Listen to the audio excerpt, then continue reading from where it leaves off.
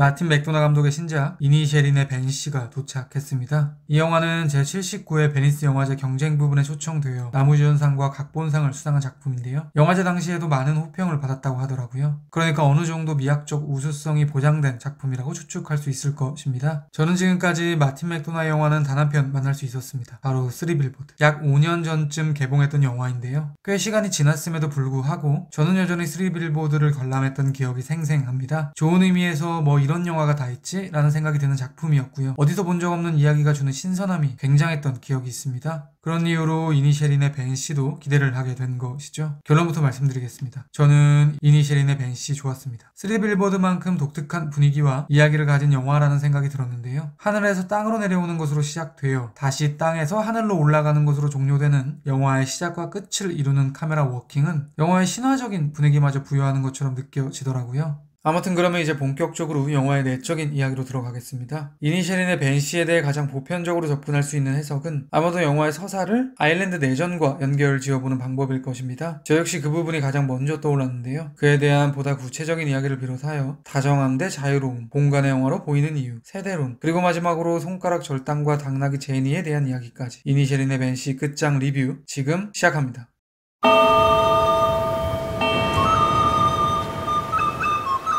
Harlem's sonny Larry. Didn't you and he used to be the best of friends? We're still the best of friends. No, you're not. Who says we're not? 언급드렸듯 제가 이니셜인의 벤시를 보고 즉각적으로 든 인상은 이 영화의 요상맞은 이야기가 결국 아일랜드 내전에 대한 비유처럼 보인다는 사실이었습니다. 실제로 영화의 배경부터 그런데요. 본토에서 벌어지는 내전에 대한 묘사가 반복되니까요. 대사로도 등장하고요. 무엇보다 이니셜인 섬 건너편에서 호성이 거듭해서 나타나죠. 이 지점에서 잠시 아일랜드 내전에 대한 헐거운 이야기를 드리도록 하겠습니다. 그 전에 먼저 고백을 드리면요.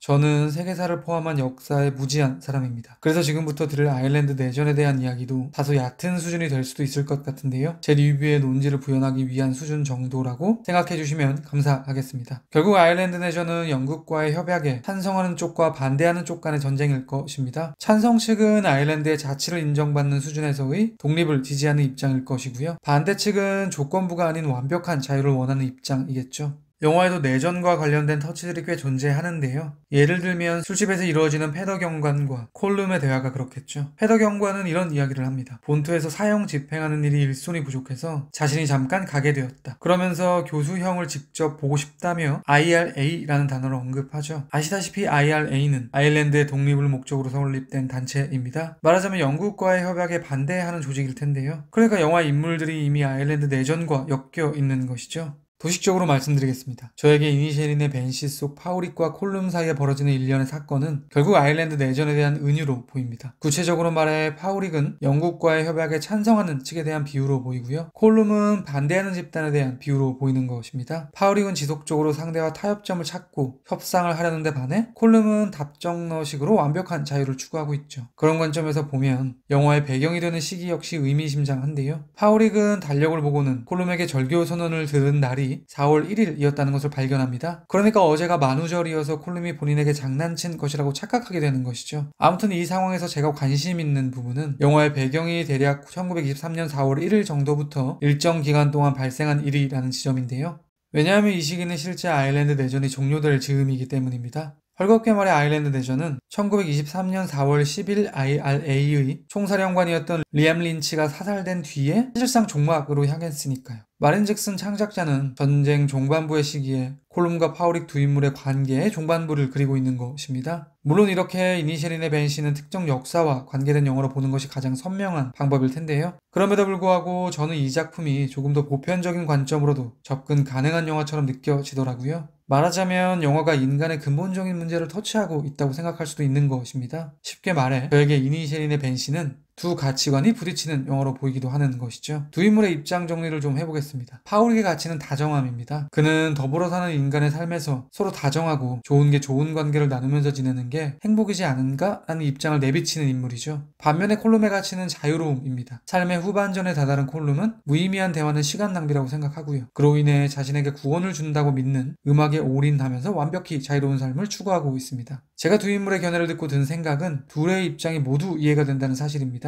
그러니까 어느 한쪽으로 의견이 기울 수가 없는 문제라는 생각이 드는 것인데요. 실제로 창작자도 이러한 상황만 던져놓을 뿐 옳고 그름의 가치 판단은 하고 있지 않습니다. 우선 파우릭이 아무리 다정하게 하려고 해도 관계는 더욱 악화될 뿐이죠. 심지어 콜룸은 이렇게 이야기합니다. 인간의 다정함은 한시적인 것이고 역사의 한 획을 긋는 업적을 남길 수 없는 가치다. 그렇다고 영화는 콜룸의 가치관에 더욱 힘을 싣고 있지도 않은데요. 언급드렸듯 콜룸이 추구하는 가치는 자유입니다. 그리고 그는 그것을 음악을 통해 이루려고 하죠. 그런데 흥미로운 점은 콜룸이 완성한 곡 이니셜인의 벤시를 영화가 제대로 들려주지 않고 있다는 지점입니다. 물론 영화의 끝자락 콜룸이 흥얼거리는 음악이 그 곡 같긴 한데요. 영화 내내 작곡에 열정을 보이는 콜룸의 결과물을 영화 속 인물들도 영화 밖 우리들도 제대로 들을 수가 없는 것이죠. 그러니까 영화는 모차르트처럼 작품으로 이름을 남기려는 콜룸의 업적을 소거해버리고 있는 것입니다. 즉 언급드렸듯 이니셜인의 벤시는 다정함도 자유로움도 어느 한쪽이 옳다는 입장을 취하지 않고 있는 것이죠. 저는 이 태도가 영화의 핵심처럼 보이는데요. 챕터 1의 마지막으로 그에 대한 이야기를 드리도록 하겠습니다. 만약 영화 속 두 친구처럼 첨예한 두 가치가 부딪히는 상황에서 선과 악이 명확하다면 해결책은 간단히 나올 것입니다. 그런데 세상의 많은 문제들은 그렇지 않죠. 파우릭의 그것과 콜룸의 그것처럼 각자의 입장에서 보면 공감 가는 두 가치가 부딪히는 경우가 대다수일 것입니다. 이렇게 되면 이 이슈는 봉합하기가 힘들어지겠죠. 제가 보기에 이니셜인의 벤시는 바로 그 부분을 건드리고 있는 것 같은데요. 그러니까 동화 속에서나 나올 법한 권선 증학적 대립이 아닌 실제 인간사에 놓인 해결 불가능해 보이는 갈등과 대립에 대한 이야기. 이 지점에서 다시 아일랜드 내전을 끌고 오면요. 창작자는 내전조차도 결국 오른쪽과 그른 쪽의 전쟁이 아닌 오른쪽과 오른쪽의 싸움 혹은 그른 쪽과 그른 쪽의 싸움으로 여기고 있는 것처럼 보이는 것입니다. 그렇다면 우리가 사는 이 세계에 대한 굉장한 무력감이 생기겠죠. 해결할 방법이 난해한 일들이 널려 있으니까요. 영화는 두 친구의 관계를 회복시키지 않습니다. 화해한 것도 싸움이 지속된 것도 아닌 어설픈 봉합만한 상태로 영화를 종료해버리죠. 그러니까 저에게 마틴 맥도나는 세상의 불화는 산재에 있고 그에 대한 출구는 없다라는 다소 절망적으로 느낄 수도 있는 영화를 내놓은 것처럼 보이기도 하더라고요.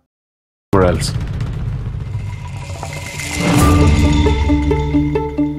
Now, if I've done something to you, just tell me what I've done to you. When you didn't do anything to me. I just don't like you no more.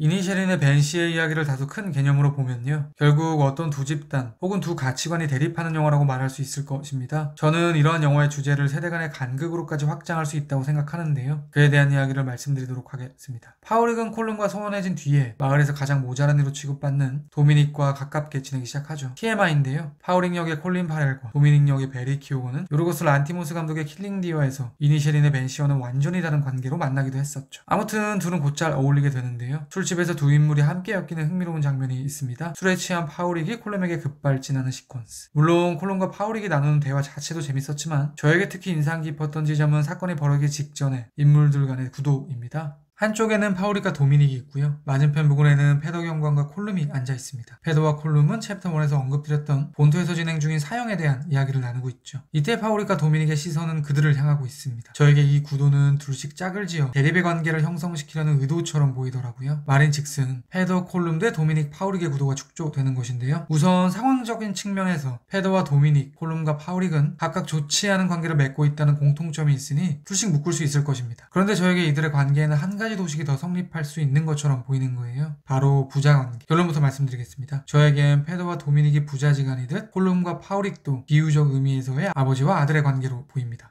이유는 선명한데요. 많은 영화들에서 그렇듯 두 인물 사이에 비유적 부자관계를 축조함으로써 결국 세대 간의 작용 반작용에 대한 코멘트를 하려는 창작자의 의도처럼 보이는 것이죠. 파우릭 역의 콜린 파렐과 콜룸 역의 브랜단 글리스는 실제로도 대략 20년의 나이 터울을 가지고 있습니다. 이러한 두 배우의 현실적 나이 차도 이니셜인의 벤시를 세대론으로 접근하는 해석에 대한 이물감을 소거해주는 요인이 되겠죠. 사실 어떻게 보면요. 콜룸과 파우릭의 가치관이 상충하는 이유도 어쩌면 나이의 영향일 수도 있습니다. 콜룸은 자신의 12년 후에 죽을 것이라는 이야기를 반복하는데요. 그러니까 콜룸은 파우릭에 비해 상대적으로 죽음에 더 가까운 나이인 것입니다. 그러니 두 인물은 아무래도 삶을 대하는 자세가 다를 수 있겠죠. 정리해서 말씀드리겠습니다. 저에게 이니셜인의 벤시는 인간 간의 불화를 유발하는 다양한 요소를 다루고 있는 영화로 보이는 것이고요. 그 요소에는 명분 차이, 가치관 차이, 세대 차이 같은 것들이 들어갈 수 있다는 코멘트를 하는 영화처럼 느껴지기도 하더라고요. 그러면 이제 이니셜인의 벤시가 공간의 영화로 보이는 이유에 대한 이야기를 드리도록 하겠습니다. 영화의 도입. 파우릭은 여느 때처럼 콜룸의 집을 방문하죠. 그는 콜룸이 반응이 없자 난처해하며 창문으로 집 안쪽을 들여다보는데요. 그러니까 그 순간 콜룸과 파우릭은 집의 창문을 경계로 분기 되는 것입니다. 이 메커니즘은 영화의 종반부 파우릭이 콜룸의 집에 불을 지르러 갔을 때에도 같은 구도로 반복되죠. 말인즉슨 두 인물들은 내부와 외부로 격리되고 있는 것입니다. 그런데 아이러니한 점은 이들은 언제나 마을에 단 하나밖에 없는 아이리시 펍에서 조우할 수밖에 없다는 사실입니다. 영화에서 술집 내부를 묘사할 때도 아이리시라는 단어가 쓰여있는 간판을 주기적으로 보여주는데요. 저는 작가의 의도처럼 보이더라고요.